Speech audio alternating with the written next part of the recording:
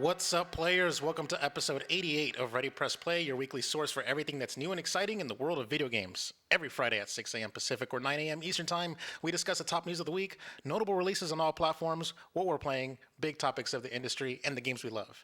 If you want to write anything to be read on the show, go to ReadyPlayNetwork.com or hit us up at Ready Press Play on Twitter or TikTok. No matter where you found us, please subscribe to the feed so you can get every new show directly to your device as soon as it posts. And if you like it, please leave us a nice review. This is September 17th, 2021, and I'm your host, Louis Menchaca. And joining me today, as always, is my co-host, Mr. Daniel Lima. Hello, Louis. How have your last couple days been? Exhausting, man.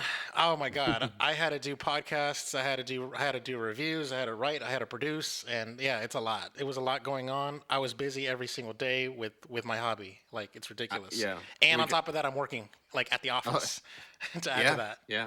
And We like, got so you got to wake up early before the start of your shift, get ready, get dressed, and then go and commute for 40 minutes. And yeah, I hate this. It's like the worst timing ever.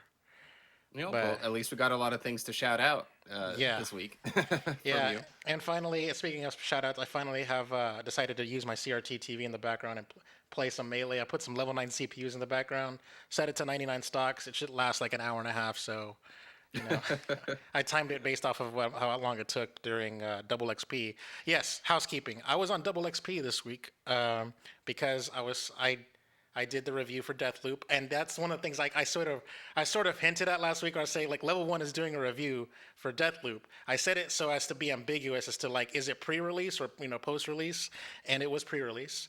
We got Bethesda sent Level One the code, and they sent it to me. I was able to play the game before release, and I had a crunch in order to meet the deadline for Monday morning. Apparently, there was a mistake. They were supposed to have sent the code by accident. I'm sorry, they were supposed to send the code weeks earlier, Earlier, but yeah, by accident, we ended up getting it late. So I had a crunch, and it was exhausting. I had stayed up to like 6 in the morning, meeting the deadline for the embargo, because we don't want to fuck up a publisher relation with Bethesda. That's for damn sure. So I made the deadline. I put the review out, and I had to put the video. I wanted to do video review and written review together, but it ended up taking me like another 2 more days. Since at the very least I met the deadline for the written review. So I went and did the video review, and I put it out on Wednesday morning. And my I did find like somebody that I know in real life said, hey, you should do is add some like music, like some background music. And that's one thing that I did notice that IGN's article or IGN's video reviews is they have like a music that just sort of sets a tempo, sets a mood, and I didn't have that. So, but yeah, other than that though, whew, man, it's exhausting. It's tiring just to be like writing a review, doing RPM, which was late this week because of Deathloop, being on Double XP, and then doing this one, and I'm yeah, and I'm hosting and editing this show. it's yeah. That's it's true. my turn That's to true. it's my turn to edit, so it's like damn. Yeah, Yes. yeah. So The way everything lined up. Maybe we should give you a week off next week or something. Like it's all I right. don't know. It's all right. It's all right. I got a vacation coming up soon. I'm glad I'm using all my vacation time at work at the end of the Mhm. year. So after I'm already in the office, I can get away from it. So yeah. Anyways, I've been sort of been ball hogging. So Dan, say something, anything really. Okay, so to those that don't know, by the way, if you're listeners of our podcast on podcast feeds and stuff, Double XP is the Level One Gaming flagship show that they do every Wednesday on YouTube.com/LV1 Gaming, or just search LV1 Gaming 2XP, and you're gonna find that. And I listened to the episode this week. I don't always have time to, but I made a point to this week, and Lewis does go pretty in depth with his thoughts on Deathloop, and what it was like for him to play and review this game and what he thought of the game ultimately. And we're going to be getting into some of that on this show as well. But I assume that you're probably tired of talking and thinking of Deathloop after the previous week. So I'll recommend everybody that if you want to hear further thoughts on Deathloop from Lewis than what you get here today, then you might want to go and listen to that show. Yes, Uh, or watch the video review or read the written review. I'll put the links in the description just to really help entice it there. But yes, if you're already on this YouTube channel anyways, it's literally a couple of videos back. Just kind of scroll on the mhm. feed and it's right there. And honestly, shout out to Level One Gaming for being able to get this game pre-released. Because correct me if I'm wrong, but I think this might be the first like big AAA game that they get pre-released like this. So that's really really good. Yes, So that is actually congratulations true. to them. Yeah. Yeah, they've gotten like indie games pre-released, but not like a AAA like big studio game. Like the Level One Gaming is their name is getting putting out there. They got Ryan McCaffrey on Double XP recently. Hmm. They're teasing, and I don't know any insider information because Fame doesn't talk to me like that. Um, well, actually, okay, I'll tell you. I'll like just sort of say that he does talk to me like that, but he doesn't tell me everything. He tells me a little bit of stuff. So like there were a couple of things that I knew about a couple of guests that I knew about Hmm. before it was announced publicly, and he told me on the deal, and I had to keep it on the hush hush. But the next guest that he's got teased for Double XP, he did not tell me, so I don't know who he's talking about. So, but he did Hmm. tease someone that he snagged for next week. I believe it was next week. Um, Cool. so yeah. Anyways, I'll go ahead and just do this thing.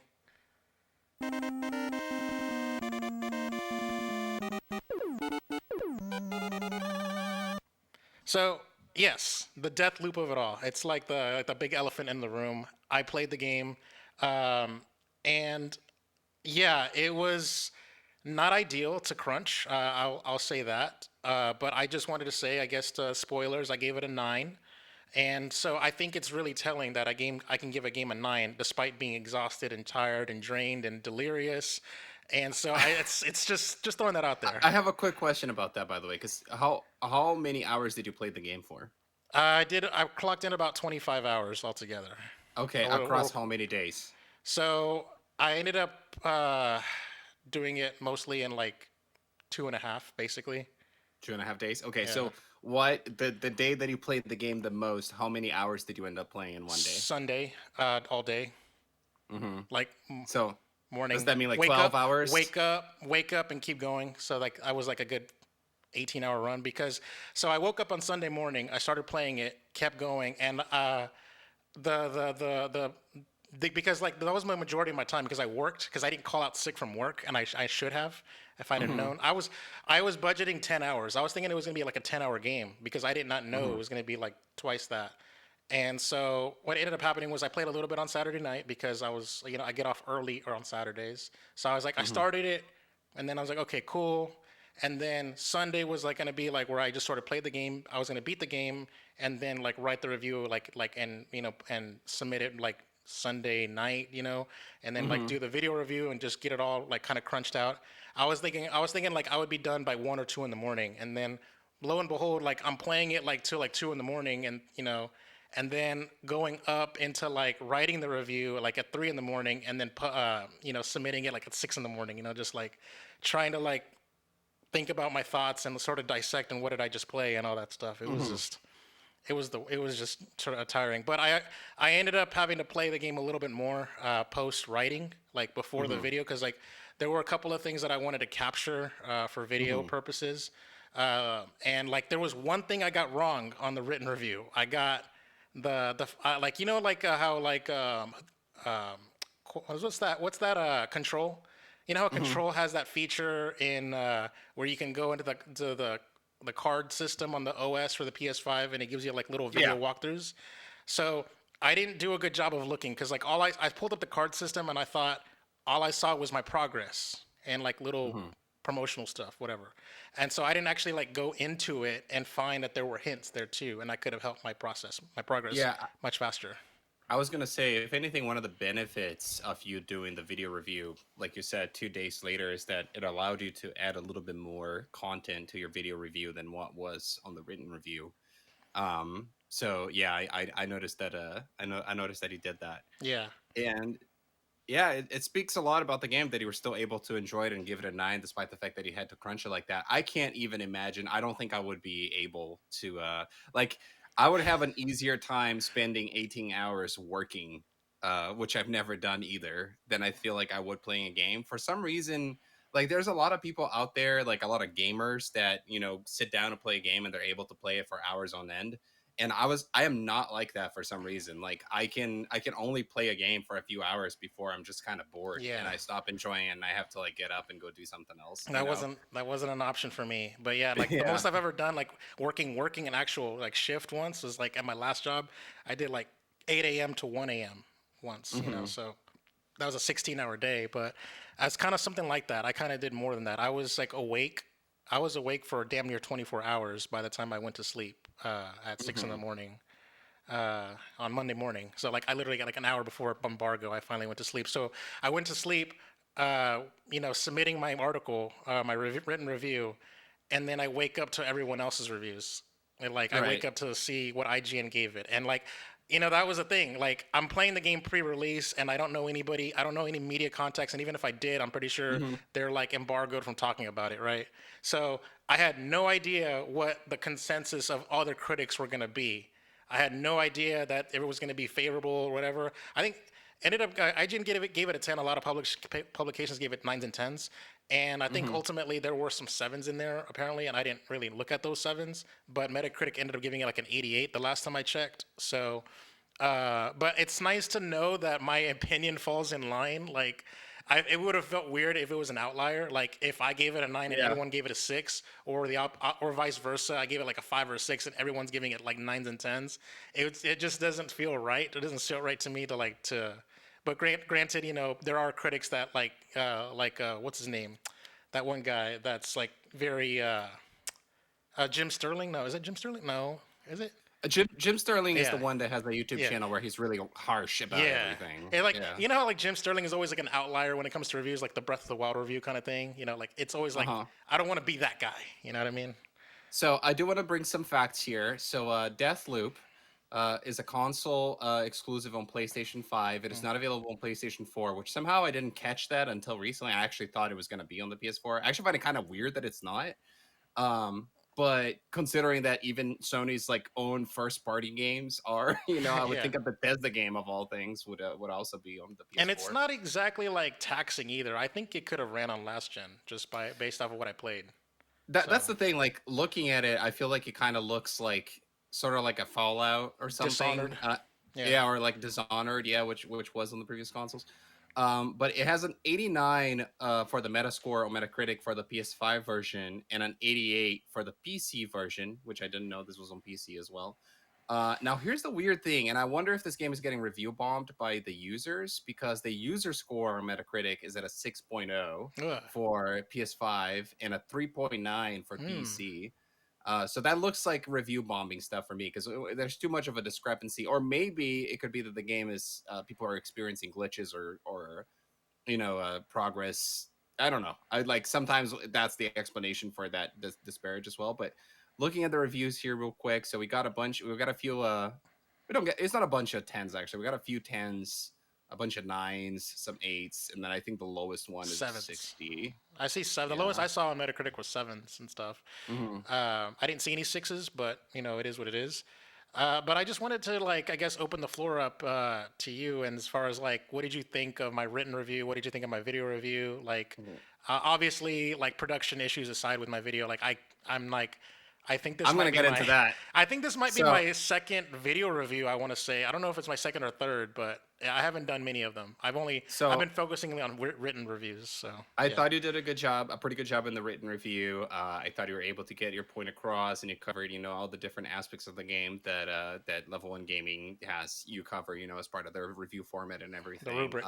Yeah. Yeah, and I like the time that you spent on the gameplay segment because it is really a gameplay first kind of game, and the way that you drew the comparisons between all the different games that you compared it to helped kind of picture like exactly what the game is like, and that's something that it's cool because I mentioned last week that I felt like I saw so many trailers of this game, but they were also like they felt like mood pieces to me, where it was very much like oh like here's like what it feels like, and here's like they were very flashy trailers, but Yeah. I couldn't quite understand Style. like Style the over the substance, I guess, kind of. yeah, like the granularity, like okay, what are you actually doing in the moment to moment in the game? And then you helped me with that last week by kind of explaining the general plot, and Yeah. then now reading your review, I also got a better idea of like what the gameplay actually feels like. Yeah. For your video review, I thought you did a pretty good job as well there. I thought your VO was all right. You got all the captured stuff, and you added some more information, which was cool. I do have one piece of constructive feedback though, which is that you need some kind of graphics package for that, because the transitions, the transitions where Are, it's just like the black background with like white like Arial font or something like I that. didn't. I wasn't That could basic. I look didn't do better. aerial, but I did do something like an offshoot kind of thing. Yeah, Yeah. yeah. But no, like Um. I get it, and like you know how like IGN has like that cool little red like box thing with like the Mm-hmm. yeah. I Yeah. can't do any Yeah. of that shit. Like Yeah. I mean, if somebody made it for me, then I can implement it in my editing software easily. But I can't like Hmm. from the ground up make like a cool little Twitter like thing where it's like Yeah. yeah, yeah. No, I can't do that shit unless it's given to me. So Like for that's instance, that level one gaming like that little fire effect thingy with like the thing that was given to me by the level one gaming staff. Like that's not right. something that I Right. Right. Right. made. So I get to like use that fancy like transition thingy with the flames. But Yeah. that's it. That's all I got. Yeah. Yeah. Yeah. Yeah. Yeah, so maybe like maybe level one gaming should figure out find somebody that is really good at that. Maybe they already have somebody in their team to do some more of those transitions to be incorporated in the video reviews. I feel like the video reviews are kind of new for like they haven't done too many video reviews before, so Not very that's many. probably why they don't have that. Cool. So I would recommend everybody go and read your review, watch your video review, watch you on Double XP and etc. But for the listener base of the podcast, do you want to give like a 5 minute summary, Oh yes. like because I could summarize it, but I'd rather you play the game, so I'd rather you do it. All right, so Deathloop is basically like it's an Arcane Studios game. So if you know Arcane, they've done Prey, they've done Dishonored, and so basically it's like an evolution of those gameplay styles. It plays like a little bit of everything. It's got like the aesthetic of BioShock, like the gore and the action of like Doom. You got superpowers and like abilities that kind of rival like Dishonored. You got like a time mechanic like that or resetting a loop, like a time loop, kind of like what, not unlike Death, not unlike 12 Minutes or Majora's Mask, but something similar in that vein. It's basically a game where you're sort of just like doing that live die repeat kind of scenario where you are trying to learn and get more intel and then try to perfect your loop every time the day resets, and you're trying to break a time loop in this game, kind of like 12 minutes, and you have to do by doing so you have to kill 8 people, specific targets, in order for it to break, but you can't do it like um, and you have to basically manipulate events in order for it to happen. And like the way everyone's schedules are, you can't kill everyone in one day. So you have to make everyone like kind of like coalesce. You got to sort of like make them make more than one target in the room at the same time, kind of thing. So yeah, it's a first person shooter. It's action. It's got you can play it however you want to play it. So you can play it like Metal Gear Solid style, as far as like stealth and not really, not really trying to expend your resources like ammo and your mana. But even though they give you infinite ammo and infinite mana, as it was really dumb of me in hindsight for me to have played the game like. I played the game as if I was playing Bioshock. I don't know if you remember, but in Bioshock, I kept running out of ammo. I kept running out of that serum thing where you inject yourself. Hmm. So I just want to say that I kind of fucked up. I should have played it the way Fame said to play it, or I had the way Fame said he would play it, as far as just going in guns blazing. But they Hmm. give you plenty of stuff, and the game even tries to remind me, it's like, hey, bullets don't cost anything; they're free, like. And I still didn't pay attention. But anyways, long story short, it's action, it's crazy, it's kind of crazy writing, and I don't think I did a good job of like explaining all of the minutia. I just sort of gave like a lot of broad strokes. So let me know if you want to add anything to No, my no, no. explanation. That I now it's time for my questions. Okay.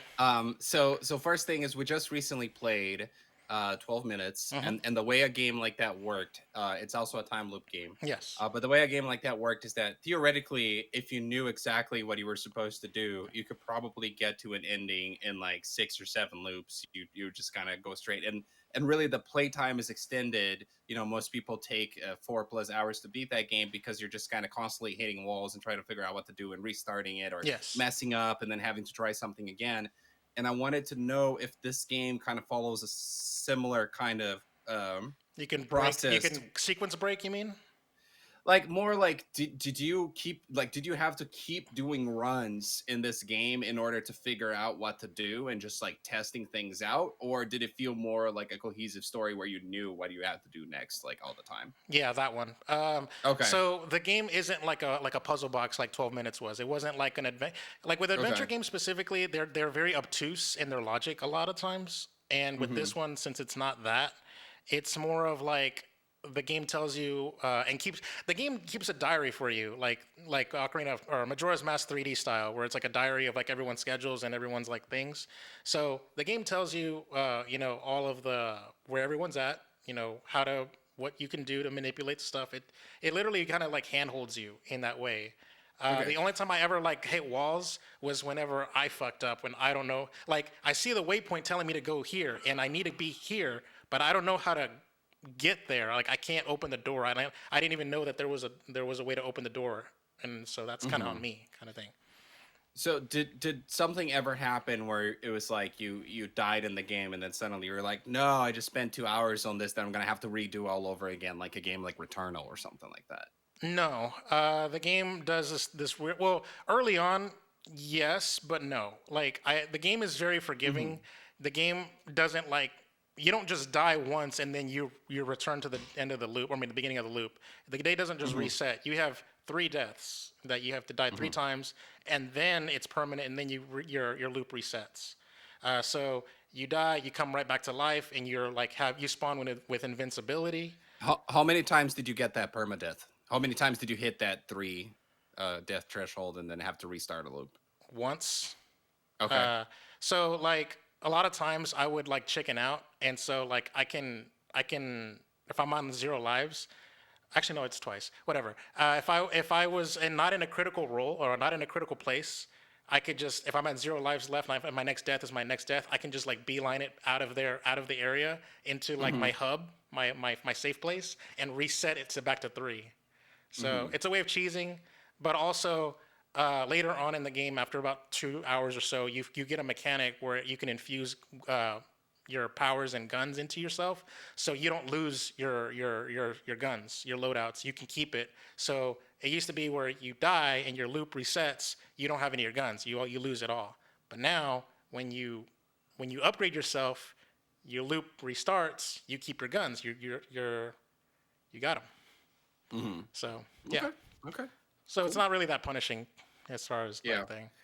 That was my biggest concern with it. Is like this idea. I know that it when you think of like time loop, I can't not compare it to a roguelike. Hmm. And I know that a game like Returnal that just came out this year, something that a lot of people talked about is that you can be deep into this run, Oh yeah. like 2.5 hours in, and then shit things go wrong, and then you fucked up, and then you're back to the beginning of the loop, and you got to redo the whole thing. Yeah. So I was worried that this game was going to be like that, where like you really like maybe like it took you 25 hours because it took you like 20 hours to get good at it, and then you were able to get through, or something like that. But No. it seems like it's more of like a linear. Yeah. It's like kind of a linear game actually. It's So. not really like that. It's not that. It's not that kind of game. I don't think the game is out to punish you. The game is just out to just be fun and try to like encourage Hmm. you. I do feel like the game has it does it's really weird because one of my criticisms in my review was there is no difficulty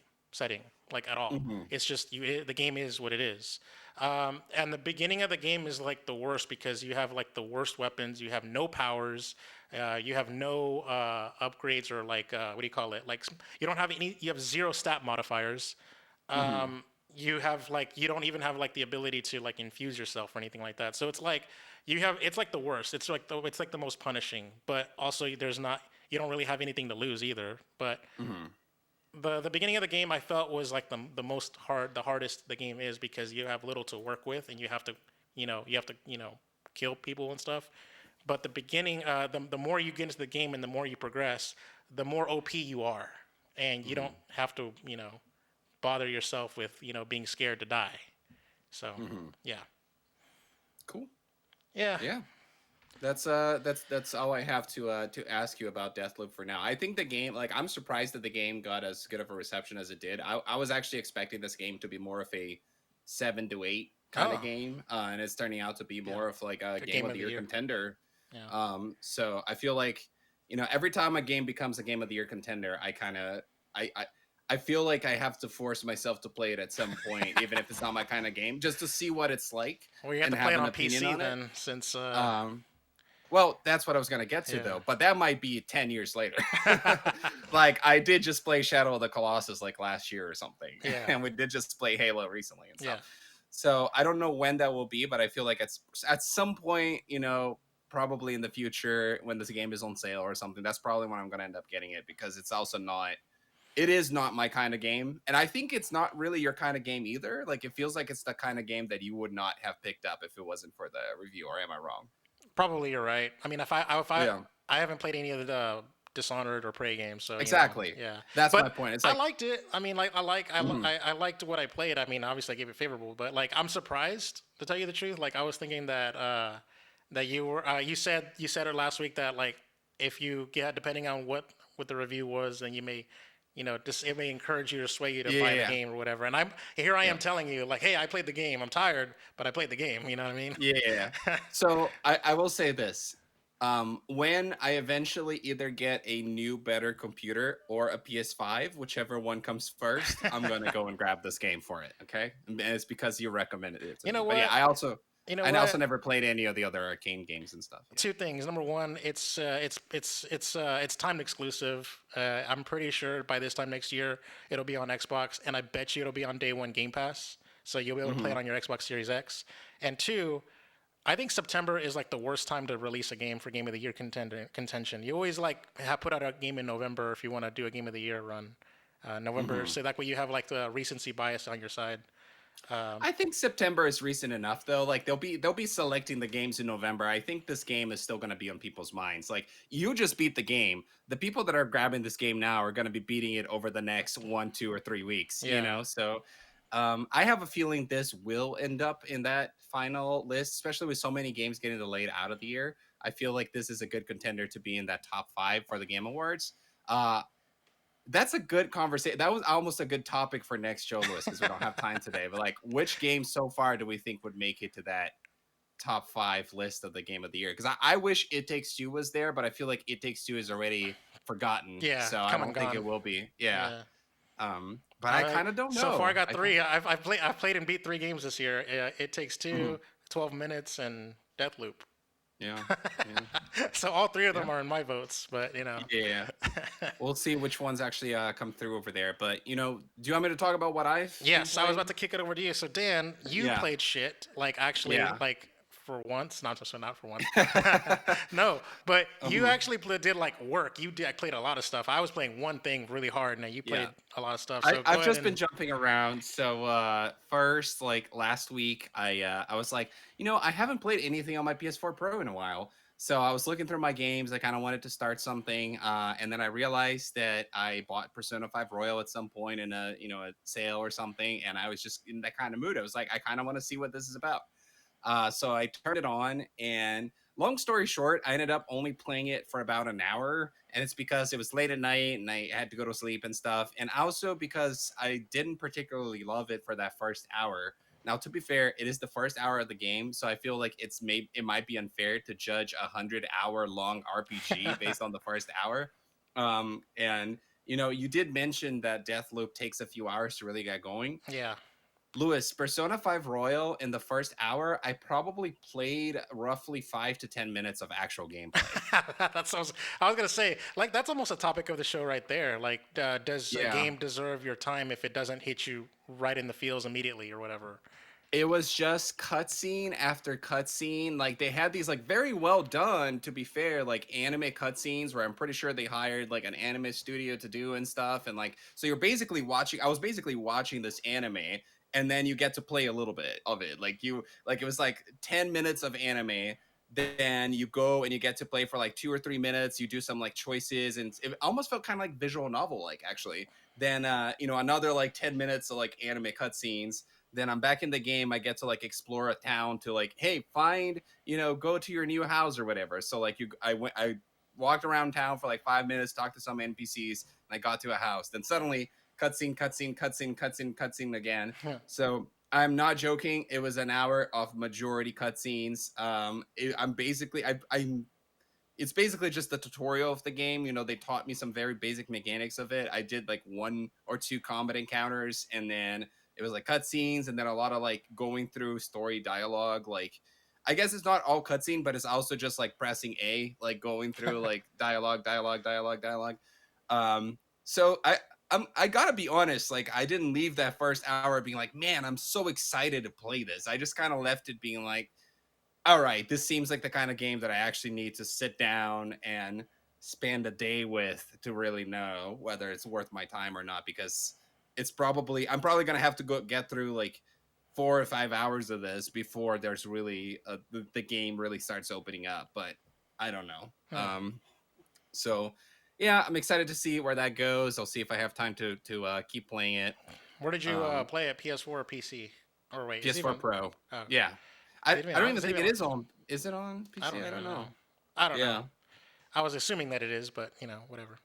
I did like how the game looked though. It's not even like I feel like it's not even like a technically impressive look, but the game has just a very artsy visual style. Like I kept paying attention to the UI. I am a UI developer after all, The and whole like it like, almost yeah. yeah, it almost like bothered me because the UI was like kind of like all over the place, but in a cool way. It's like let me let me I've see seen the how I can UI. I've explain seen the this. UI before. Like I know how it looks like. It's got this weird diagonal, like Yes, comic booky kind of aesthetic, kind of going. Yeah, it basically just breaks the standards, right? Like right. you would expect, like if there's like a dialogue box, you would expect that box to be like a rectangle, and if it's highlighted, there's like a bigger rectangle or like Mm. a something around it, like around a rectangle or something highlighting it.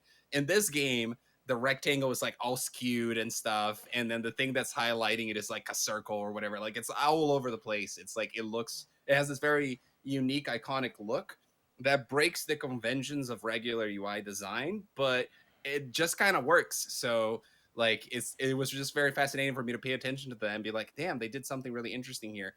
Kind of like the UI for Smash Brothers, actually, when you think about it. The UI Hmm. for Smash Brothers is also very unique. Like they don't follow like the typical standards. Like compare that to like the Halo Master Chief Collection UI that is very clean and everything is a square of the proper size and etc. So very different. And talking about that, I also got to play Halo 2.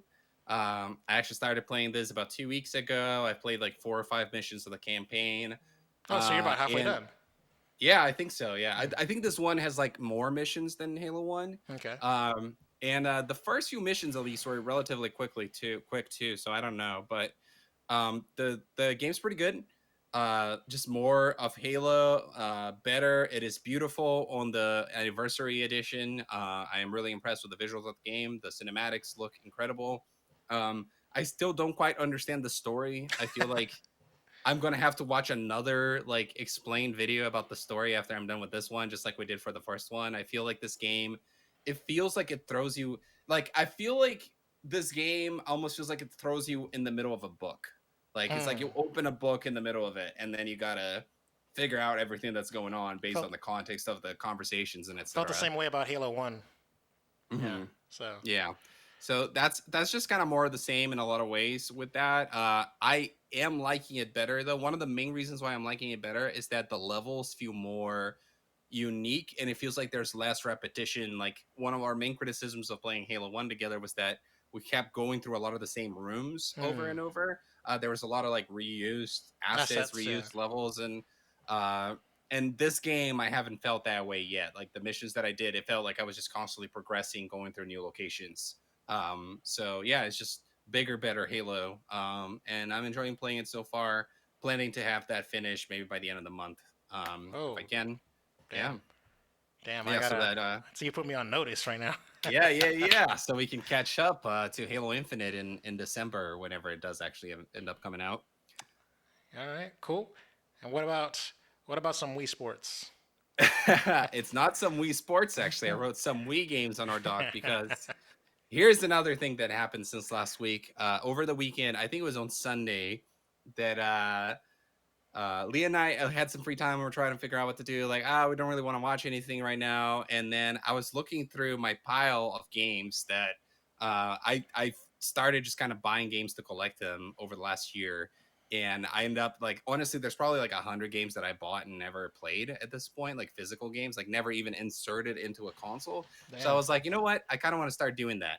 So first thing I did, and I'm just gonna watch your reaction to this, is that I put in my Wii Mario Party 8. Oh, okay. Yeah. Yeah, That's a good which one.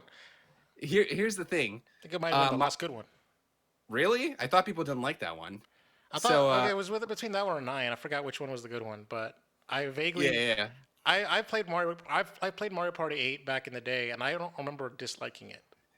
I played Mario Party 8 one time at a friend's house in, Me too. like 2007 Me or too. something. Yeah. And I had fun, right? Yeah. But I was young and dumb and I didn't know any better. So I thought that this game had a bad rap. I know that most of the Mario Party fans they like the GameCube ones better and Yes. stuff, but I just wanted to check it out. I had some memories with it. Leah had some very strong memories of it as well because she grew up playing it. So we just kind of played a game of Mario Party 8 together and it was fun. I There was something that I didn't like about it though, which was that, and maybe this is where the criticism stems from, is that it was like very random, very random. It felt like the skill did not really help you as much. And then at the end, the winners were not the winners because they just kind of pulled out these new rules out of nowhere. Like, hey, the game's over, and now surprise, there's these special They do that stars in that every. were gonna be They do that. That's not a new. They've done it in okay. GameCube. I think they even done it in N64, but they definitely did it during the GameCube, and I think in the later games, like in I don't know, in Mario Party, Super Mario Party, you can actually disable that. Those Oh, extra. okay. You can disable the bullshit stars for like you got the most wins or you collected the most star or most coins or whatever. You know, like yeah, Yeah. yeah. Yeah, so then there was all these like bullshit stars at the And end that then then yeah, completely changed it's the always ranking. different. It's always Yeah. different. It's always like a way to like reward somebody who sucks to give them the W, Yeah, basically. but it was alright, and it was also it was funny because this was the first time that I was well, it wasn't the first time, but I was playing a Wii game on my 80-inch TV in my living room, and it definitely makes those games look terrible. And then also, Mario Party 8 was actually a 4:3 aspect ratio.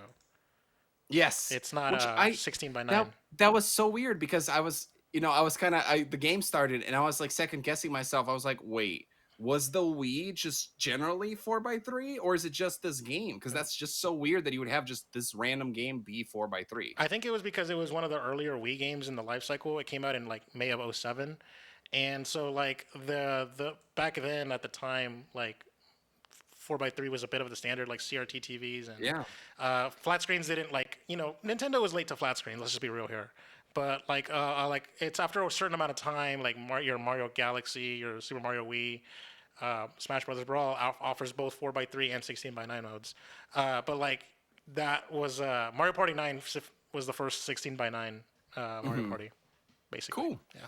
And then after that, we played some Boom Blocks Bash Party, which is just another, mini game collection. I'm surprised you've never heard of this Nope. if you haven't. Nope. So there were two games, Boom Blocks, and then Boom Blocks Bash Party was the sequel. These games were directed by Steven Spielberg, What and the hell?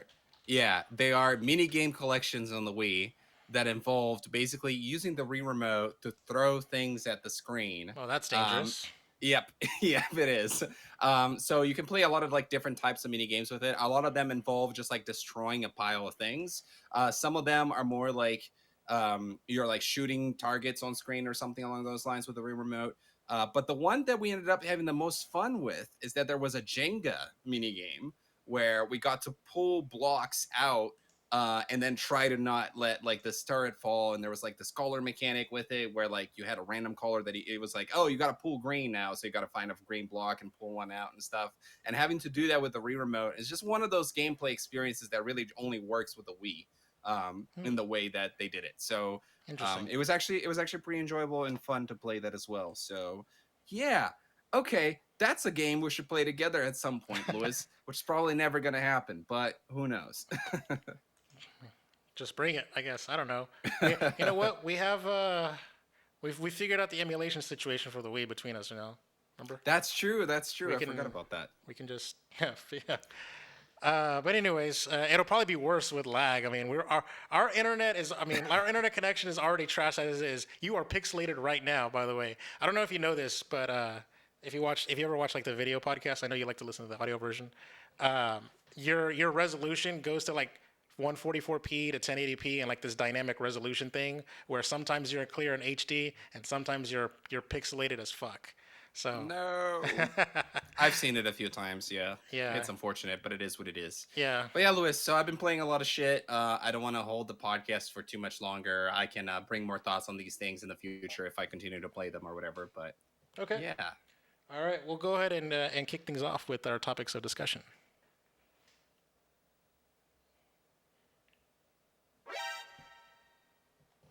Surprisingly, I struggled to find that sound effect. Anyways, uh, we have a lot of stuff.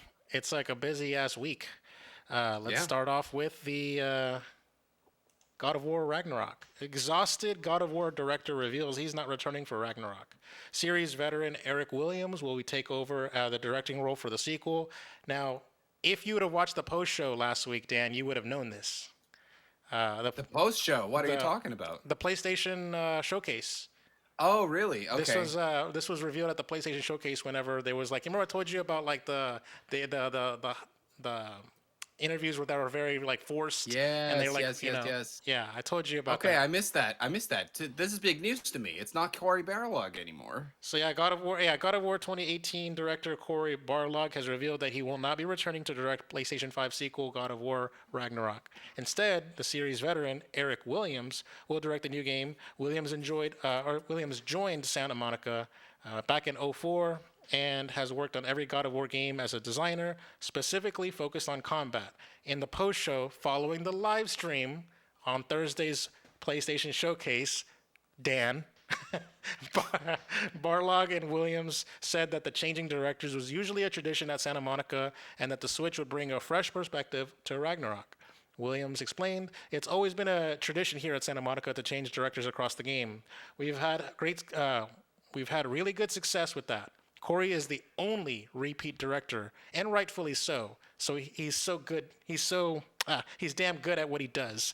Barlog added, "The important thing for us is to be able to get a fresh perspective each time, but also a fresh pair of legs in the sense that you're really exhausted at the end of finishing one of these. So you've got to con somebody else into doing it." Cory Barlog directed 2007's God of War 2 and acclaimed 2018 PS4 installment. And I think that's misspelled. I think it's with two L's, but whatever. He was also involved in the story for and art for most of the entries since the 2005 original. I'll go ahead and stop the article there because that's the meat and potatoes of things. So, yeah, I didn't. I'm not surprised by this because I already knew about it last week. Probably I didn't think of it. I didn't honestly didn't think of it as news. I was a little. My first initial reaction was I was a little upset. I was like, man, Cory Barlog should be like the Neil Druckmann, but Hmm. maybe I don't want that because after what happened, what Neil Druckmann did to me with The Last of Us Part Two, we do need this, you know. So Hmm. on to you, Dan. Yeah, I'm curious whether they treated in this article as that's just the tradition at Sony Santa Monica, but I didn't know about that. So I wonder if this new director is going to bring a different feel to the game. Maybe this is not going to be as much of a typical sequel as we would have otherwise expected. Like last week, you even mentioned that you just wanted more God of War. Just give me more of the same. Just give me more of God of War One. And maybe this will feel like that, but maybe it won't, because maybe with a new director, somebody new sitting on the director seat, we're still talking about mostly the same dev team probably, but he might be pushing things in some different directions.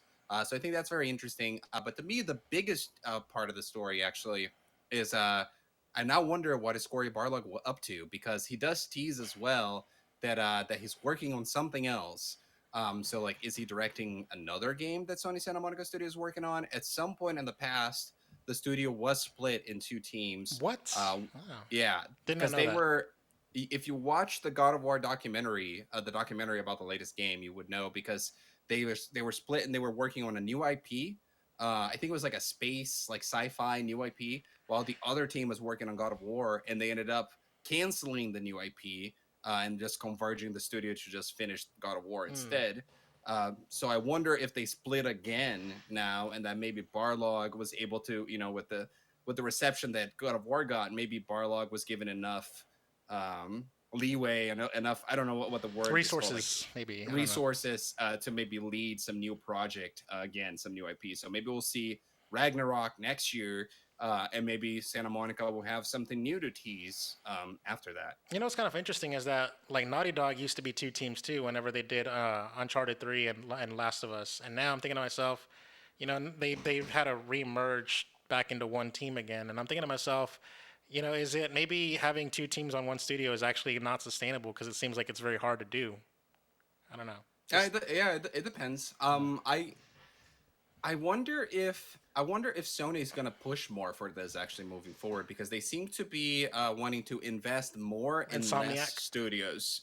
So yeah, so I wonder if like Insomniac now feels like they could get to a position where like I can see Insomniac basically being split three ways. Yeah, where they're releasing, like they could almost do a Call of Duty thing where they have like three different teams that are each working on a 3 year schedule. So you got a new Insomniac game every year. Can you imagine? Damn. Like, what if you get a new Spider-Man every 3 years, a new Ratchet and Clank every 3 years, and maybe something else every 3 years? So maybe it's like Wolverine, and then 3 years later it's Iron Man, and then 3 years later it's like maybe something completely different. Yeah. And Damn. yeah, That's um, sexy as hell. Also, a quick sub headline here, and I'm just gonna read just the headline. It says God of War Ragnarok's ending the North Saga after two games. It's like the Lord of the Rings box set. Barlog says. Now I'm a little upset by this because I feel like having two games for the saga is whack. I need a trinity. I need a trilogy. I need a trifecta. So So here's the thing. Last episode, I felt like it was important to bring this one up too because it's also news. And last episode, we were theorizing about I was certain that this new God of War was going to be a trilogy, yes, especially because God of the War 3. first Yeah. yeah, like the first game to me felt like a first act in a 3 act story. Like it felt like that kind of like setup Mm-hmm. that you get, and I thought this was gonna be, the Empire Strikes Back, and then we were gonna get, where like things go wrong, and maybe the ending is kind of like upsetting and stuff, and then like three was gonna bring it all together and wrap it up. Yeah. But we were wrong. It turns out that it's gonna be a 2 game series. But here's the thing: when I read about kind of some of the reasoning behind this, I actually think it makes sense because, in the past we would have gotten 3 God of War games in the span of 5 or 6 years.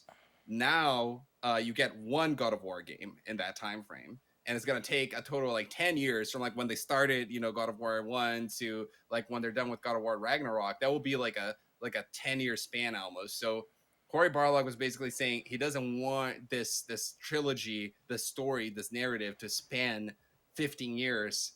He feels like that's like too much time. Like Mm. basically like the kids that would have played God of War 1 like at like age like 12 would see the conclusion of the story when they were like 26 or something. Mm.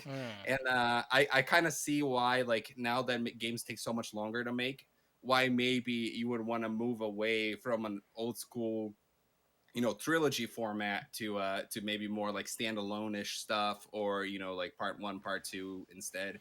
Well, I mean, like, So I don't yeah. know. Just call me like, dumb or whatever. But it just seems like after you launch your first game, you can just basically reuse assets or reuse models and just sort of put out a sequel faster because you have your engine already working. You should just be able to just pump it No, out that's and true. That's true, but it feels like, I think that because players' expectations have gone higher, people just want to be wowed more and more. And there was already some stuff going viral on Twitter of people complaining of the God of War trailer, saying that it was too derivative from the previous game, oh, which was like a very dumb take actually. People were like comparing animations side by side and being like, "It's the same animations," and it's like, sure, why would you want, like, why do they need to make new animations? You know what I mean? Like if like it's the same action, right? Like if like Kratos like throwing the axe is like the same animation, why do they need to or do they're that again? walking the Like, exact same way. yeah, exactly. Like who cares? Like, give me a new area to explore, give me new enemies. That's what I care about, right?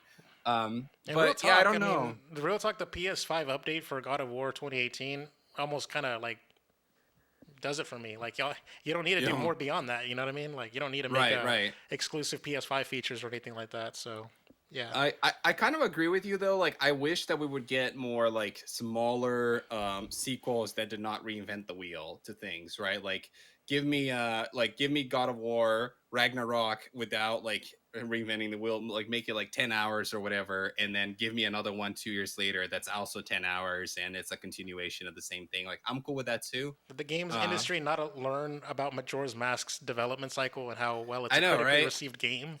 You know what I mean? So Like, I would be happy with that, but they must have data that shows that people want more, people want it bigger, people want this to like wow them even more than the other game did and stuff like that. So people want, I think they expect people to want the delta. Think about the delta from like God of War 3 to God of War 2018, and they probably want to give us that same delta again. mm, I don't know. yeah. That's my theory there. All right, we'll go ahead and move it on to the Nintendo Switch. Some Nintendo had, as Fame told me on Double XP, uh, Nintendo discovered Bluetooth. Yep. The new Nintendo Switch update enables Bluetooth audio, but you still can't use a Bluetooth microphone. The Nintendo Switch can finally connect to Bluetooth headphones on Tuesday. Nintendo released a new update for the console that allows it to pair with Bluetooth audio devices, but even after the update, the system still won't let you use the microphone. According to the Nintendo's new post update support page, there's a menu in the Switch system settings called Bluetooth Audio, where you can pair new devices with it.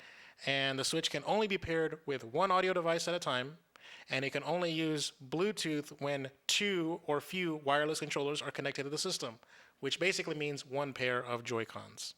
Lewis, the way Nintendo is evolving with the times makes me think that we might get achievements in 2030 or so. Yeah. Fuck you, Dan. The Switch has long supported wireless USB headphones, but this is the first time that Nintendo has allowed Bluetooth audio to connect without the use of a third-party transmitter. However, this new update doesn't simplify the Switch eternally complicated voice chat system. Yeah, so let's leave it there because the article is basically over. Anyways, so yeah, Dan, I sort of couldn't. I tried to spin it on the Double XP podcast when Fame asked me about it. I was like, give me something. Yes. So at first I saw this and I was very confused about it. I was like, how does this even make any sense? Like, why would this be something that they can just turn on via software update 4 years after the console's out? Like, it feels like the kind of thing that, like it feels like if I tell you a console doesn't have Bluetooth, like your mind immediately goes to, okay, it's a hardware limitation, right? Like they don't have it in the hardware, so maybe a new version of the hardware one day can include it. But this means that they had the hardware for it. It was just a software limitation for some reason that they took 4 years to address. So that's a very odd thing. Well, I mean, the Joy Uh, Cons pair to the with using Bluetooth. It's always a Bluetooth so interface. I was talking to somebody Uh huh. that was telling me that apparently what's going on here is that they're using the same Bluetooth channels that connect to Joy-Cons to connect to the headset. And because of that, there are actually limitations with using the Bluetooth headsets, meaning there are certain, like you may not have as many Joy-Cons connected to the system while you have the headset paired and stuff like that. So that's the explanation of it. So they just had to take time to figure out how they were gonna do. They probably had to do some software shenanigans to get that to happen. Like, how do we deal with the situation that we have all these Joy-Cons paired, and then you're trying to pair this thing, and I can see like some programming challenges there. Not enough to take 4 years to do. My guess is that that's not a problem that they cared to fix until recently. So Yeah, when it yeah. comes to like the system, like if you're gonna be playing using Bluetooth audio, like if you have AirPods that you're gonna be using on your Switch, chances are, I mean, if you're going down that rabbit hole, you're probably playing single player. So interesting. We have lost Dan. let's see what let's see what he says on this bitch right here.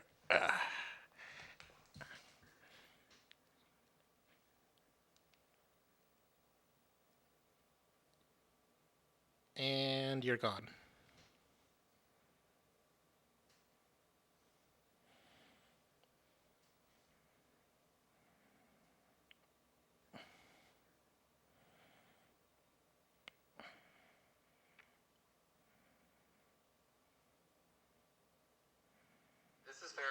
because I'm actually here and hearing you and seeing you. I see your video, I see my video, and you can't hear me. Interesting.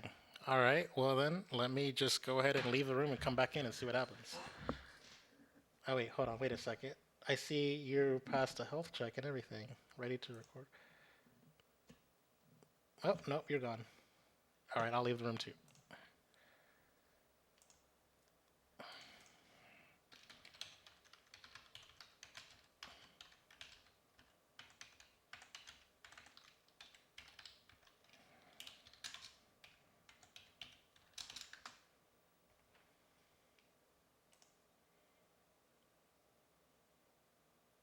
There you go. And we're Yeah, back. that was a weird one. Yeah. Well, apparently it says that you are currently on a new and improved way to do calls on Zencaster. Remember that? You see that little purple ribbon on me, or no?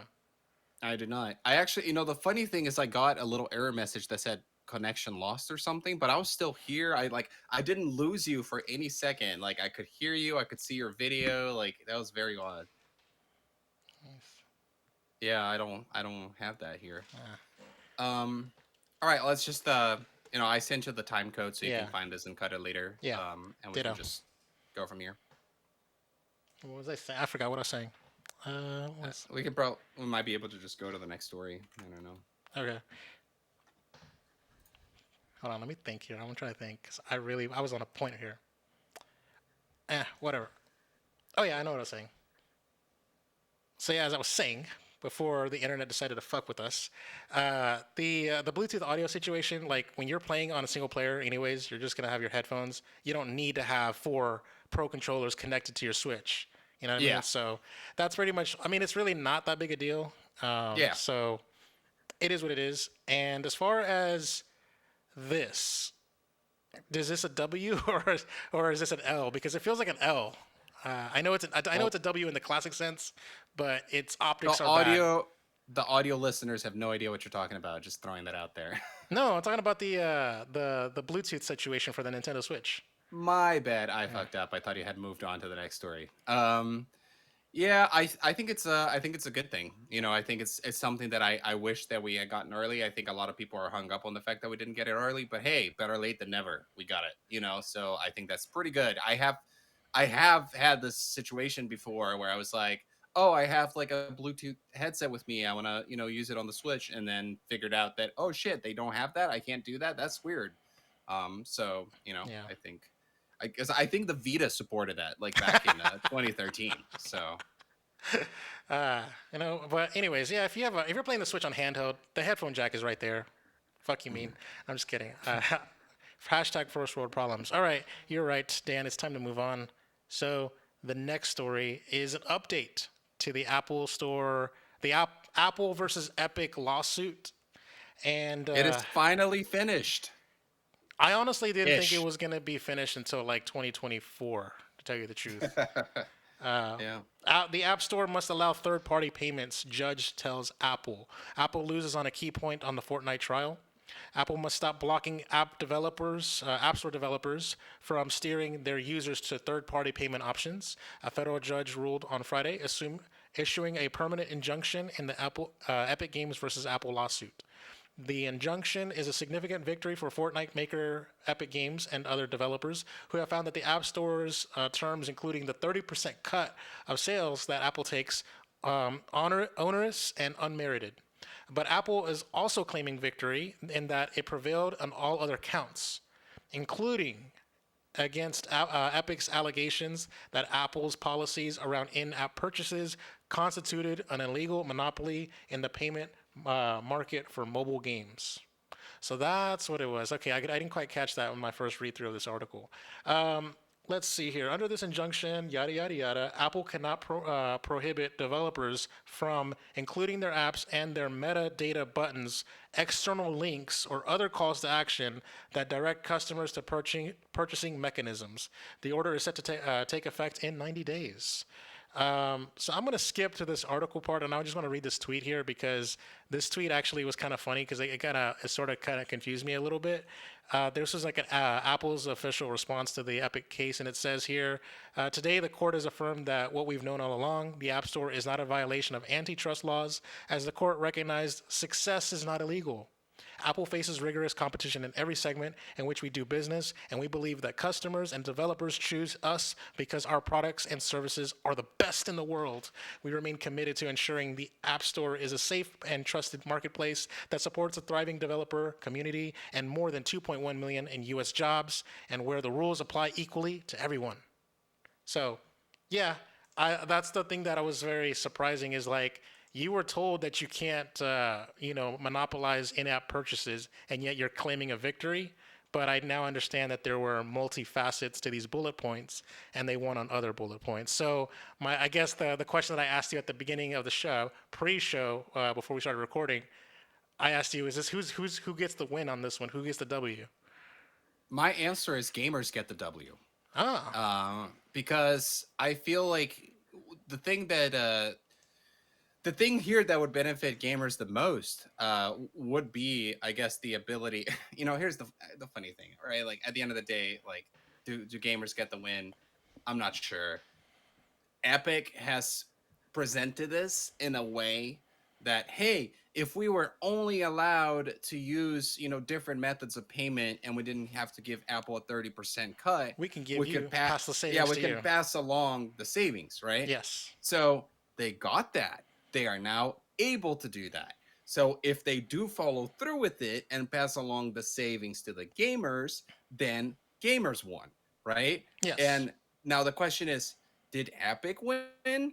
I am not so sure if Epic won because they were trying to do a lot with this lawsuit and they were not able to do as much as they wanted to. And in fact, Tim Sweeney's response to this is that today's ruling isn't a win for developers or for consumers. Epic is fighting for fair competition among in app payment methods and app stores for a billion consumers.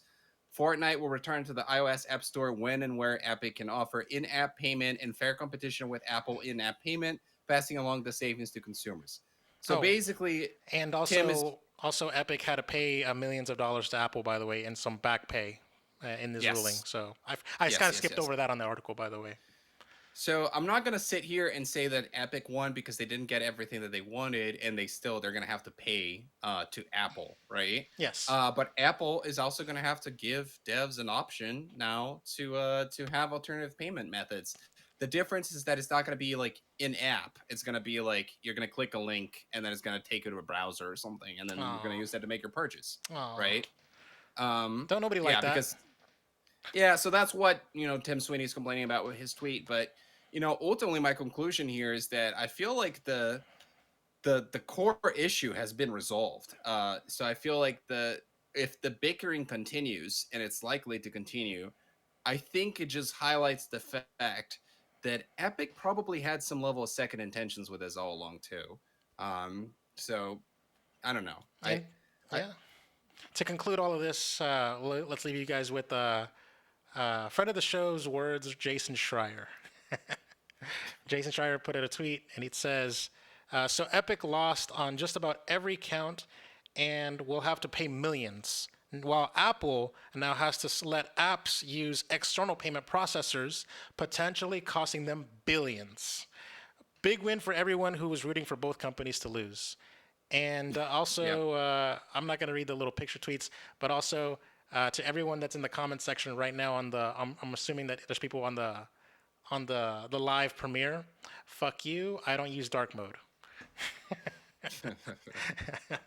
So yeah, I don't really have much to add to that other than it's surprising. I will say that they moved this quickly. I was expecting.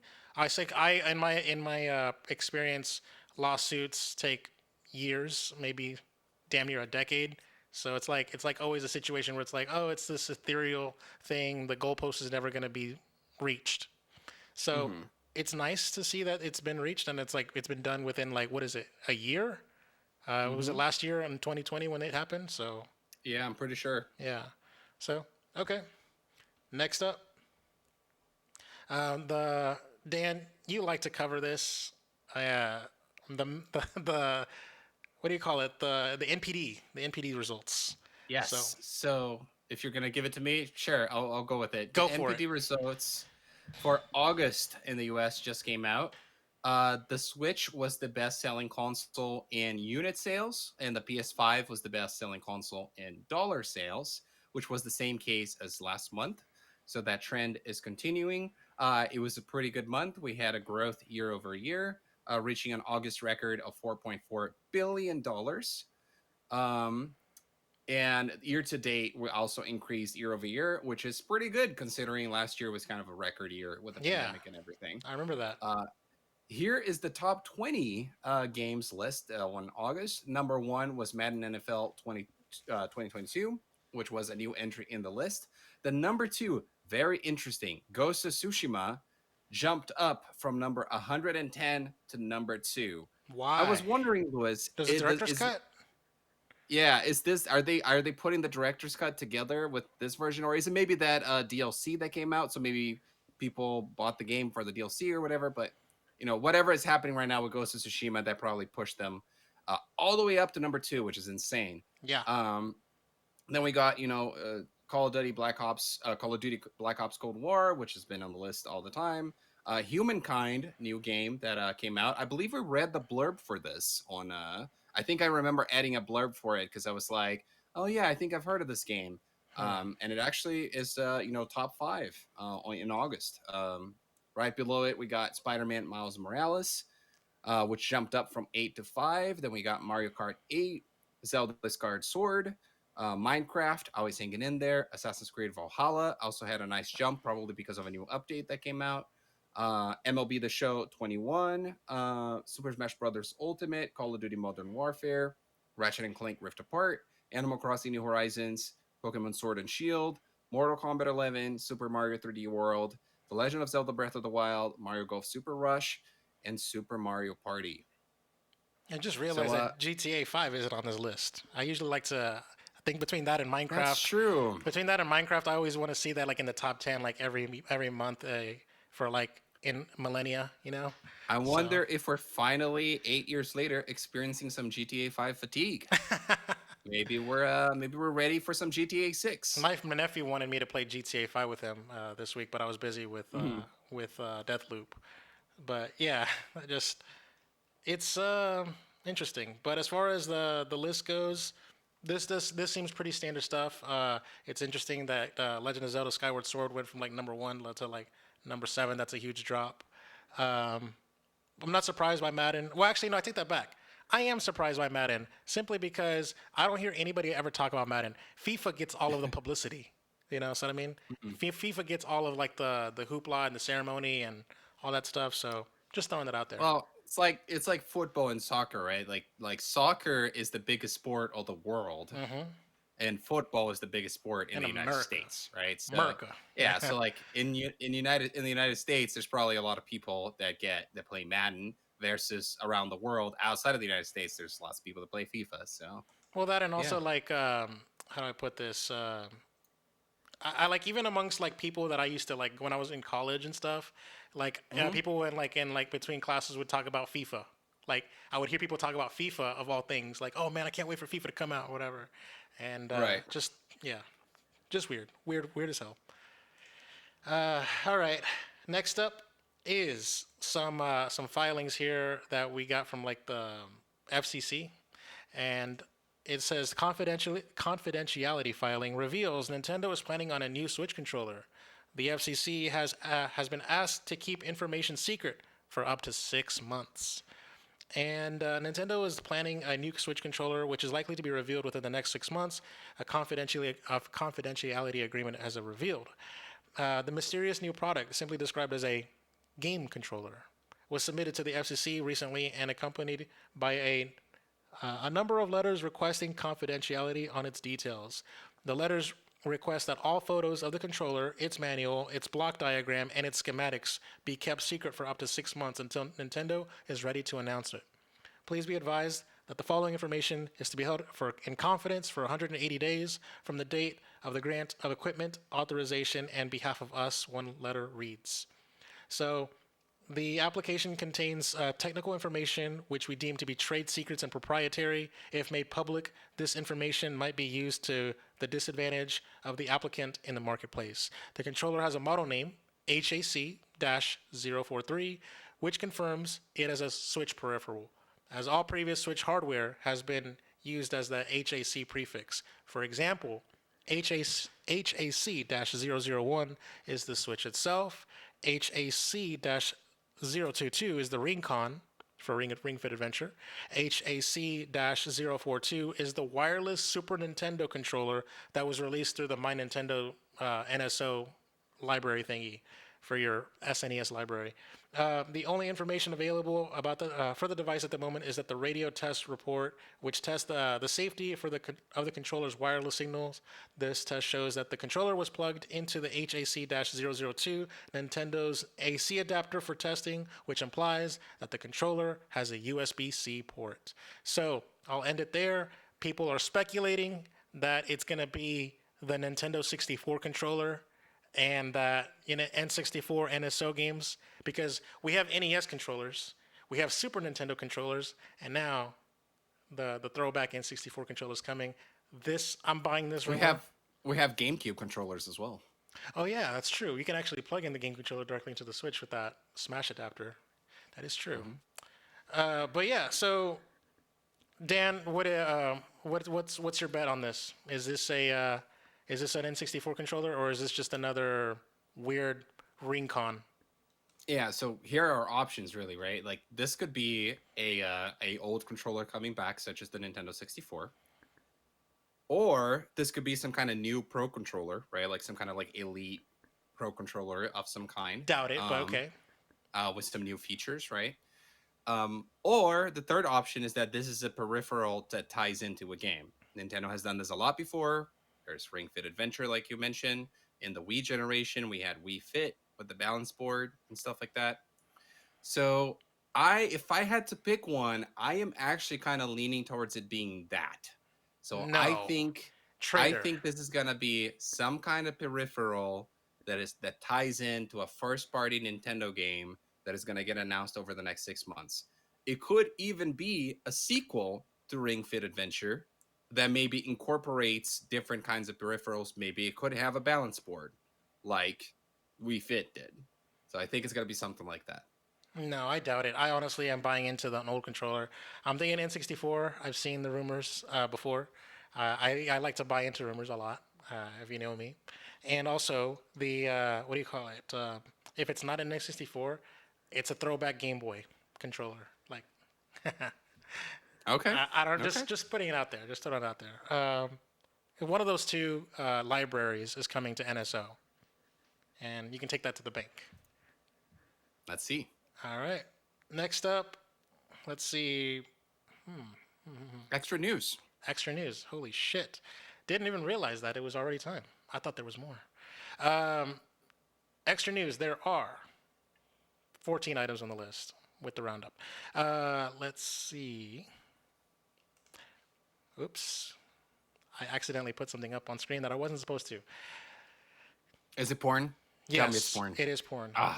Dude, I never told you the story, but on a class once in college, the professor had his like laptop plugged into the projector and stuff. Ooh. And then he went to like, we didn't really see anything, but he went to like Ctrl-C, Ctrl-V something, like just like copying and pasting something.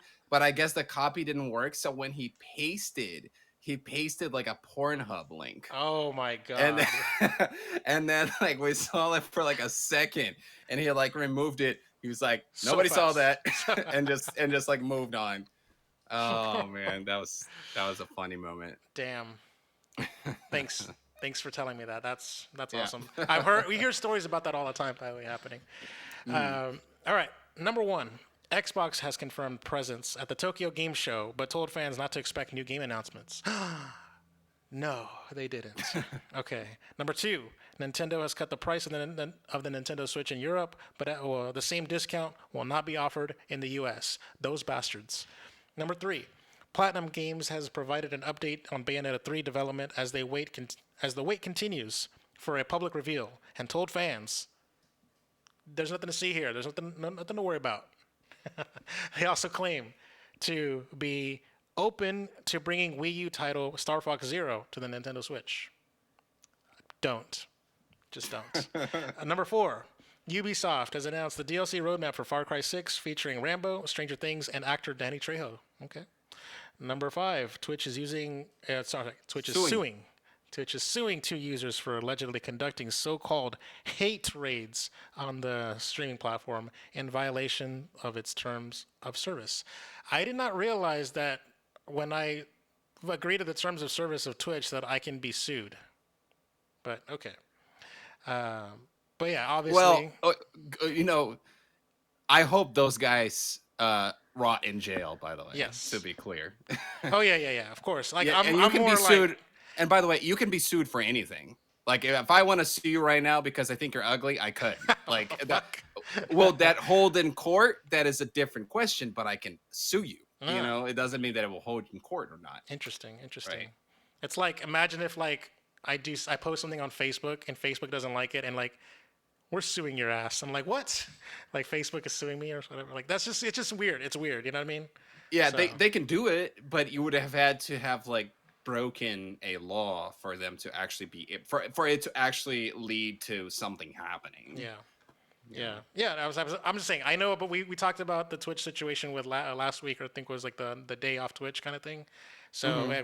I know I am not condoning that. I'm like sort of like I'm separating that from like the litigious aspect of things is what I'm saying. Yeah. Number six, a new firmware update has been rolled out on the PS4 and PS5 with updates to trophies and messaging features and expanded storage support on the PS5. Yes, I remember that. We can finally put the NVMe drives on the PS5. I'm gonna get on that at some point pretty soon. Number seven, Gran Turismo 7 single player will require an internet connection. Let me just stop you right there, Dan. Did you put Gran Turismo 7 as number seven because it has seven in it? You know, it happened by accident, but I did smile when it happened, and I was like, I'm gonna keep it there. You know what? I gotta tell you when I make RPM, when I make the extra news, whenever a movie title has a sequel and a number in it, I would actually make sure that it matches the number on the news. So you should have put like number four at number six because it's got Far Cry 6 on there. You know, when you get to the roundup, you can maybe find a pattern there as well. There's something I always make a point to do in the roundup, but we'll get there. Number eight, Anthony Mackie is reportedly set to star in the live-action TV adaptation of Sony's brash vehicular combat series, Twisted Metal. Nice. Number nine, an update for the Xbox app on Windows now allows users to stream console games from their home console to the cloud.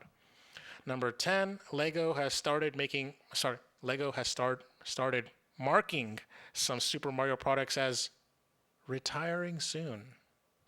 Number 11, God of War, Final Fantasy VII Remake, and Bioshock 2022 have all been named for PC in a leaked list of titles data mined from NVIDIA's GeForce Now. We talked about that on Double XP. That was a whole topic. Number 12, Sony has unceremoniously shut down servers across all Little Big Planets games on PS3 and Vita. Those bastards! They didn't even they announced it on a tweet, by the way. Oh my It's god. just They didn't even give yeah. us like a 6 months notice or whatever. Nope. Nope. And number 13, Nintendo's latest WarioWare game has inadvertently led to the discovery of several Luigi's Mansion's beta assets. Okay. And finally, the roundup. BPM Bullets per Minute is coming to PlayStation and Xbox on October 5th. Hey, look at that. I reviewed that game for Level 1 Gaming. Back on PC last year. Battlefield 2042 was delayed to November 19th. The Analog Pocket portable system was delayed to December 2022. I'm sorry, December 2021. Dying Light 2 was delayed to February 2022. Ubisoft's Rocksmith Plus was delayed to 2022. A new Wipeout game called Wipeout Rush is coming to Android and iOS in 2022.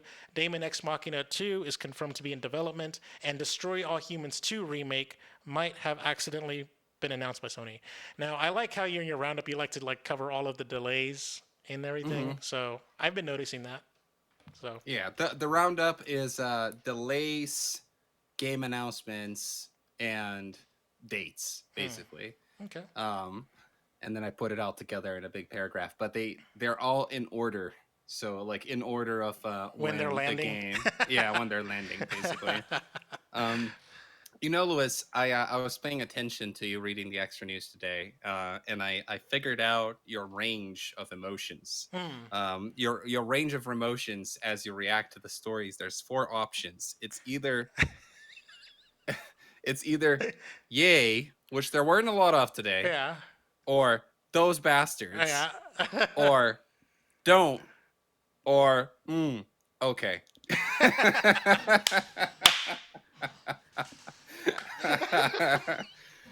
I hate So you. we got actually it's a spectrum. So you go from those bastards, right? That's like a 0, or don't, that's like a 4. Hmm. Okay, that's like a Six. 6 or a 7, and then yay, that's a 10. You know what's kind of funny is like I think I've been doing it this whole time. Like every time we do extra news. Yeah, yeah. I like it though. We this like if we did merch, that could be like a shirt, or something. I wish I could trademark those bastards, but that's really a South Park thing. So yeah.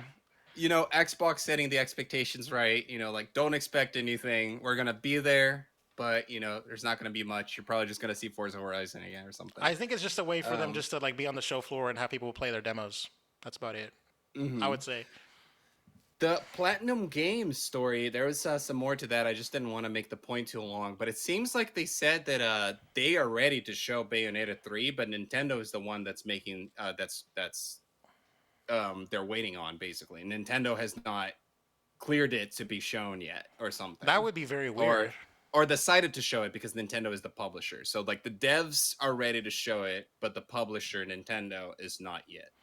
That's So I really weird. wonder, I wonder if it's a situation where they want to like is one of those things where they want to show it really close to release, or Nintendo themselves are just not very confident about the game. Like Hmm. both would be possible. Um, I think those are the main things that I have to comment on. Oh yeah, the Lego stuff. Like I figured that's the kind of story that maybe I would have cut, but we talk about the Lego stuff all the time here. So it looks like though some of those Mario sets are gonna be gone soon. So if you want them, go and get them. It's kind of surprising that they've lasted this long actually, Yeah, because it was actually, it was initially a Mario anniversary thing. yeah, that So is true. That is true. I'm surprised that. I was expecting it to be limited from the jump, but as for the Nvidia GeForce leak that includes God of War, Final Fantasy VII Remake, and then open quote Bioshock 2022, what this means, what the theory here is that could mean that these games are coming to PC, right? God of War and Final Fantasy VII Remake, which are PlayStation exclusives, could be coming to PC. And Bioshock 2022, that game is not announced yet. We don't know about that. We know there's a Bioshock game in development, seemingly, but we don't know anything about it, title or date or anything. Now I think that Nvidia's response about this is that those were like just placeholder things. Um, that like, hey, this is not real. Where they were just placeholder names or whatever. hmm. I don't know. Like I think it's like 50-50. Like that could be the case. But also it could not. It could because if these games are in development, Nvidia might be interacting with these developers in some way. Yeah, it had like stuff like And unannounced stuff like Tekken 8 and Street Fighter 6, mhm. among other things, like a bunch of stuff. Like I think it was one of those like a Final Fantasy 9 remake or something. Um, but yeah, no, I was surprised by the list. Well, I'm actually no, I'm not surprised by the list. I'm surprised that it's even like I'm surprised by the announcements is actually more than I was. I'm not surprised that PlayStation games are coming to PC. So, Yeah. you know, woo. And final thing too, for the Luigi's Mansion story. So apparently on the latest WarioWare game, there's something where you play like inside a Luigi's Mansion like environment, Yes. and they have found that this environment has assets that were part of the beta, like the demo version of the game before the game came out that was shown at E3, and not the final version of the game because the assets are higher def compared to what ended up in the game, which means that they probably had to do some cuts for performance. Like they were worried about performance, they had to simplify the assets. However, they were able to use like the high res version of the assets for this WarioWare game, I which is tried kind of interesting. update your link because the link on the doc doesn't have the article. Oh no. Oh no. Okay. But anyways, yeah. All right, Dan. It looks like it's time for me to pass it off to you. Yeah. What are you buying? Thank you, Lewis. And while I go ahead and talk about our new releases and updates, you would be very kind if you went ahead and try to find that link and replace it in the dock there. Okay. All right. I'll be on it. Um, first thing is that Valve has rolled out a new Steam client update that overhauls the download page and the storage manager. So, if you're a PC gamer and you use Steam, you might want to go and get that update. It's probably already auto updating anyway. You might want to go take a look to what Steam looks like now because they're really changing a lot of things. Now, for the new games coming out, there's a lot of games coming out this week. They're mostly indie games, though, and then we got some AAA games that are getting ported to new platforms. I decided that I wanted to spotlight the indie games today, so I'm going to be reading the blurbs for some of these indie games that I heard about and seeing things for that I think are actually worth your time. So we're going to start with Aragami 2, which is coming out September 17th for PS5, Xbox Series, PS4, Xbox One, and PC. You are one of the last elite warriors of your kin, the Aragami. Victims of a supernatural affliction which corrodes the body and devours the mind, the Aragami control Shadow Essence, a mystical power which grants the ability to control the shadows. With this power, the Aragami carry out their tasks and quests, assignments made all along the valley to ensure the subsistence of the village and to free the Aragami enslaved by the invader armies. So, gotta say, never heard of this game. Why did you want to read the blurb on this one? Um, if you're paying attention, you would have heard me say that I'm spotlighting the indie games that Ah, came out this week. damn it! I And didn't. also, all these games were showed over and over at multiple E3 conferences that I watched. Mm, Um, makes sense. and I'd have people on my circles that are playing them and etc. as well. So, It's hard for me to um, hear you when I was doing the doc thing, but I'm. yeah, It's done. It's pay the doc attention, Lewis. the doc thing's done. All right, whatever, whatever. Yeah, I get it. Thank you, thank you, thank you. But yeah, that game actually looked cool, so you might want to go take a look. Then Ni no Kuni 2 Revenant Kingdom is coming out on the Switch. That's a Node game that's just now coming out on the Switch, September 17th. Then Towim, lots of people are playing this around my circles. I've seen plenty of screenshots about it on Twitter. This is like black and white PS5, Switch, and PC indie game. Here's the blurb for it. Set off on a delightful expedition and use your photographic eye to uncover the mysteries of the magical Toem in this hand-drawn adventure game. Chat with quirky characters, solve their problems by snapping neat photos, and make your way through a relaxing landscape. Also, the dog Portillo from the like the kind of funny mascot that Lewis and I know of Mm. is featured in this game. Is a character in this game. Well, lucky him. Um, Yes. Then here's my pick of the week, Louis. And Mm.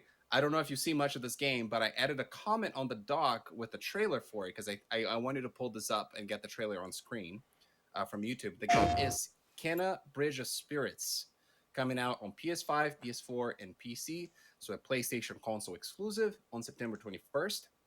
Immerse yourself in a story driven action adventure set in a charming world rich with exploration and fast paced combat.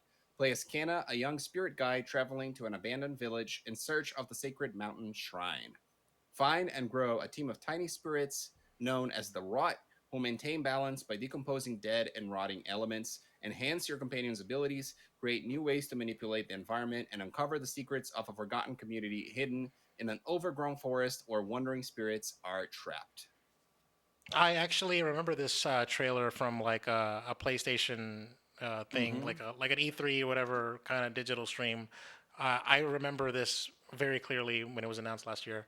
Um, I remember thinking to myself, like especially whenever like those little black things are like carrying the thing on. Like, I remember thinking to myself, oh, this is basically PlayStation's Pikmin, but it's not. It's way more than that. But yes, art style is on fleek. Looks hella dope. Also, I I think this is going to be a sleeper hit. I think this game is going to come out and get really good reviews. That's my interesting, theory. Yeah. interesting. I thought this game was bigger than it was. To tell you the truth, I Mm-hmm. remember being hyped for this game. I remember this being one of like the standouts at one of those digital showcases. Yeah. Yeah. Um, and as far as the excitement goes, I, you know what? I'm just gonna. I don't know if it's been made public or not, and I'll just go ahead and make it public right now. Because wait, when does this game come out? Let's see, Tuesday. Wait, the 21st. Yeah, it shouldn't be too bad. Well, Level One Gaming is gonna be reviewing it, and you know what that means. Oh, So, cool, yeah, cool. Very excited for that. I Curious almost to got see what. to I almost got to be the one selected for this, but they were sparing me from what happened Yeah. this week. So, yeah. Yeah. Yeah, so I'm pretty curious about this one. I'm gonna watch out for the reviews. And if it gets good reviews, then I might check it out. I actually have a list of indie games that came out this year that I want to check out. It's difficult to find the time. Um, Okay. then let's wrap this up with a few more here. Shelter 2 comes out on PC on September 21st. World War Z Aftermath comes out on PS5, PS4, Xbox One, Xbox Series, and PC on the 21st as well. Pokemon Unite, which has been out on the Switch for a bit, is finally coming to iOS and Android on September 22nd. That is the Pokemon MOBA. Then we got Diablo 2 Resurrected coming to PC on September 23rd. It is the remastered version of the quintessential action RPG Diablo 2. Pursue the mysterious Dark Wanderer and fight the denizens of hell as you uncover the fate of the prime evils Diablo, Mephisto, and Bao, now in up to 4K 2160p resolution on PC.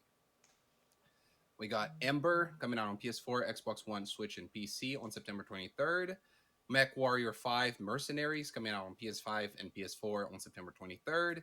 And finally, on that same day, the game Sable is coming out as an Xbox exclusive coming to Series X and S, Xbox One, and PC.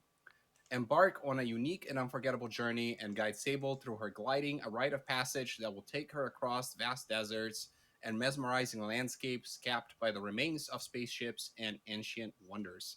So I've seen this game on quite a few of the Xbox showcases over the last few years, and I know there's a lot of hype surrounding this game. There's a lot of people that are anticipating it. It's kind of looked at as it's kind of like a journey, but with a different art style. However, I have to be honest. I don't really like what this game looks like. I feel like it just looks too weird to me, and I don't find it comfortable to look at. It's one of those games where kind of like Return of the Obra Dinn. Like I never played that. I do want to play it eventually, but they did this very weird almost like monocolored thing with it, or like they did monocolor is not the word, but with like less color variation, Hmm. and it just kind of hurts my eyes a little bit, and that's what I feel when it comes to this game. But a lot of people are excited for it, so I did want to give it a shout out. Okay. All right.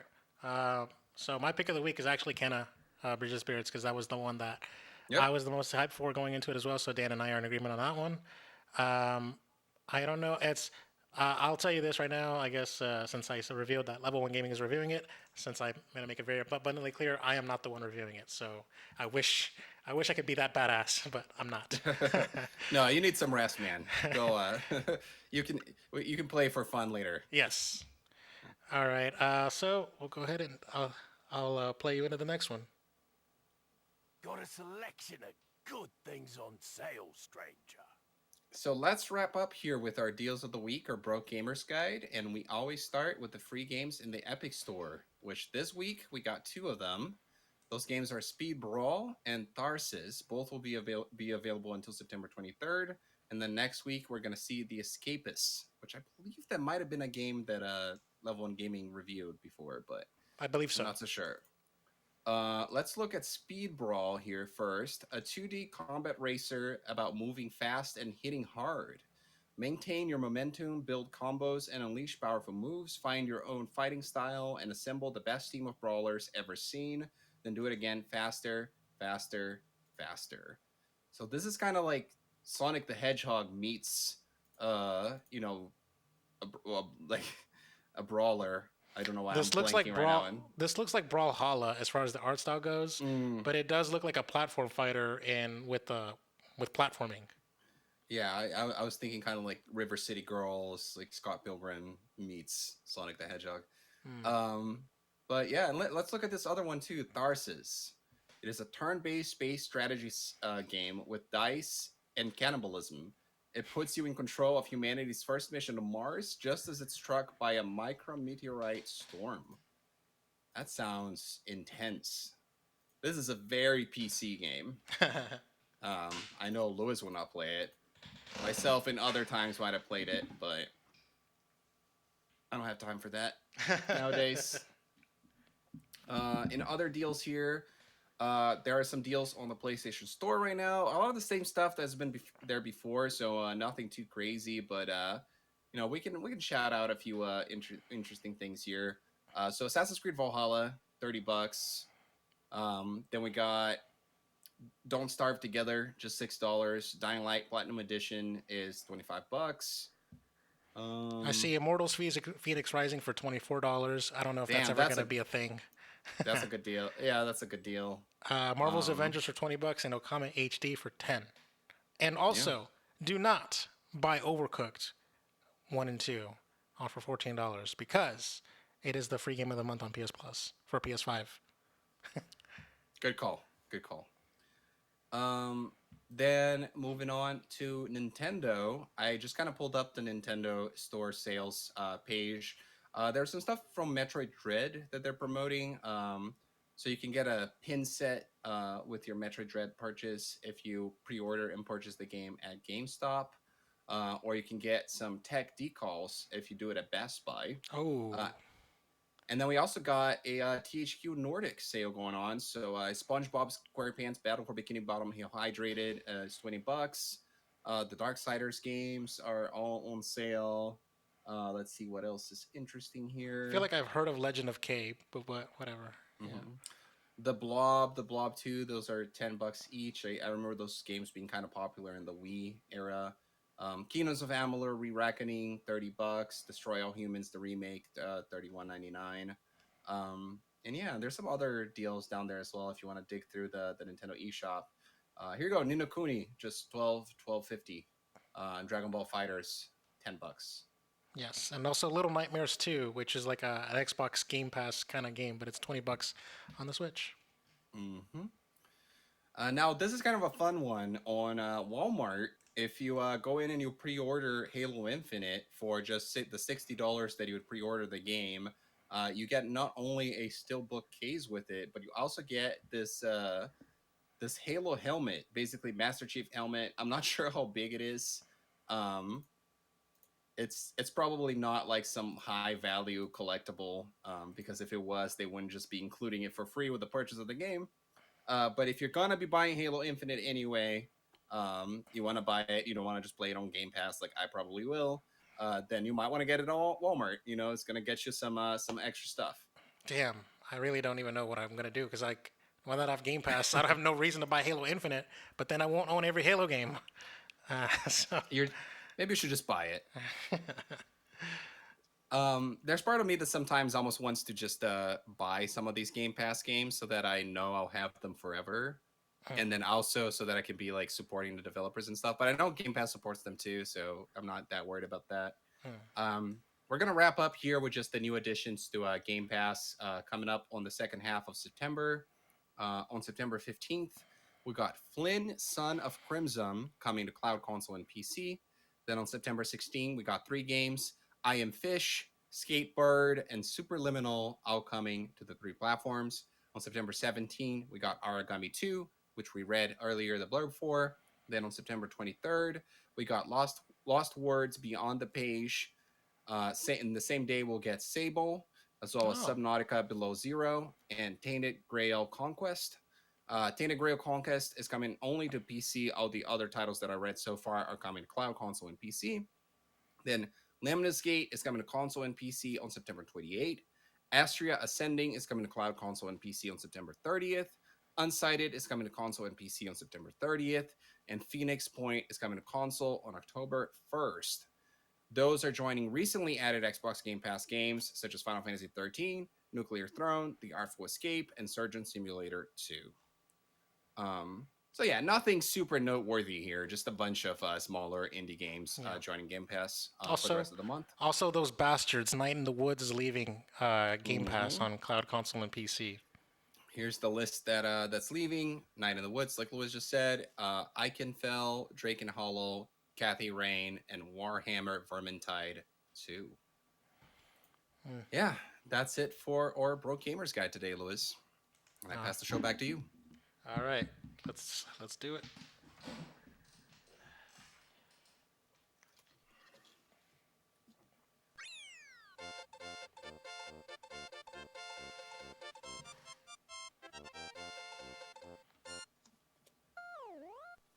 So, fun fact, my phone was about to die, so I literally put my phone, charged it over here, moved the phone back over here, played the sound effect. Nice. Yeah, I was like, oh shit, my phone's at Good 2%. improvisation skills. 2%. I'm like, okay, Yeah. let's let it die while we're taping. So yeah, it's time to end. Thank you so much for joining us for another episode of Ready Press Play. Remember, you can reach the podcast at ReadyPlayNetwork.com or simply at Ready Press Play on Twitter or TikTok. I'm on Twitter at Chakalaka88 and Dan. At the Den Lima. So don't forget to subscribe, give us a review, and tell your friends about the show and all that good stuff. Peace.